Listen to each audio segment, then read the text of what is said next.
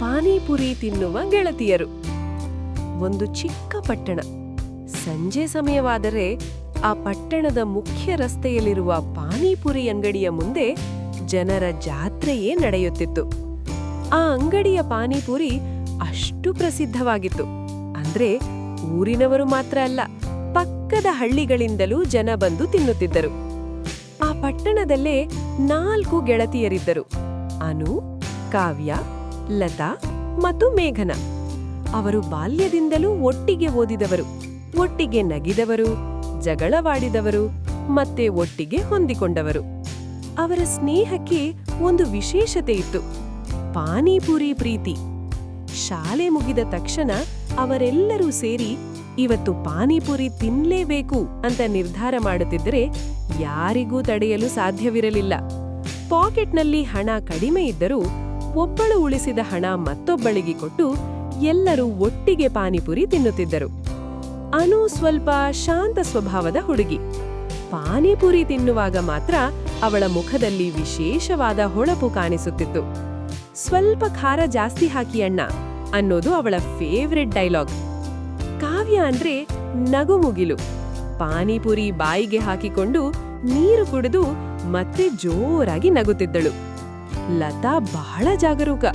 ಹೆಚ್ಚು ತಿನ್ಬೇಡಿ, ಹೊಟ್ಟೆ ಕೆಡುತ್ತೆ ಅಂತ ಹೇಳುತ್ತಾ ತಾನೇ ಹೆಚ್ಚು ಪ್ಲೇಟ್ ತಿನ್ನುತ್ತಿದ್ದಳು.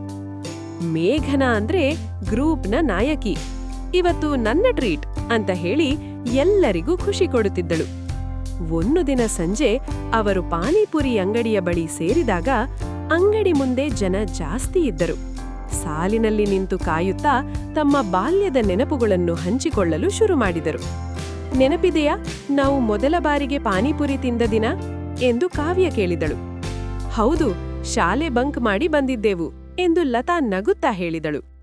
ಅಷ್ಟರಲ್ಲಿ ಪಾನಿಪುರಿ ಅಣ್ಣ ಅವರತ್ತ ನೋಡಿ, ಇವತ್ತು ಹೊಸ ಪುದೀನಾ ಚಟ್ನಿ ಇದೆ ಎಂದ. ಆ ಮಾತು ಕೇಳಿದ ತಕ್ಷಣ 4 ಹುಡುಗಿಯರ ಕಣ್ಣು ಮಿಂಚಿತು. ಮೊದಲ ಪುರಿ ಬಾಯಿಗೆ ಹಾಕಿದ ಕ್ಷಣವೇ ಎಲ್ಲರೂ ಒಟ್ಟಿಗೆ ವಾವ್ ಎಂದು ಕೂಗಿದರು.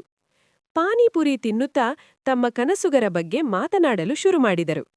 ಅನು, ನನಗೆ ಟೀಚರ್ ಆಗಬೇಕು. ಕಾವ್ಯ, ನಾನು ದೊಡ್ಡ ಡ್ಯಾನ್ಸರ್ ಆಗ್ತೀನಿ. ಲತಾ, ನಾನು ನನ್ನದೇ ಒಂದು ಸಣ್ಣ ಅಂಗಡಿ ತೆಗೆಯಬೇಕು.